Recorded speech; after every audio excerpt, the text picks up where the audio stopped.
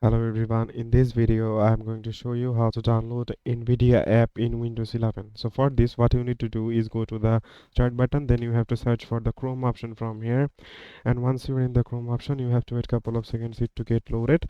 After that you have to search for the NVIDIA app download here, and after you click on the it's searched in here. So if I click on this NVIDIA app download, and after that if you click on the NVIDIA download, then you have to click on the first website here, and then you have to wait a couple of seconds. Here you can see the website is already here, and then what you need to do is click on the download now option from here.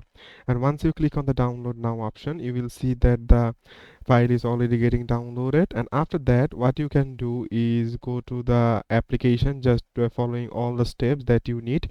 And after installing the app you have to click on the left hand side of that app, and then you can simply click on the drivers from the left hand side, and after that you have to click on the drivers download, and it will simply try to upload your own drivers. And make sure that you have chosen the preferred method. For example, there will be game method, and another one is the studio method. So if you are for using the NVIDIA for game method, then you can easily use the game method. And then if you are using the studio method for general purposes, then you can easily go for the studio method as well. So it is as simple as that, guys. Thank you very much for watching this video.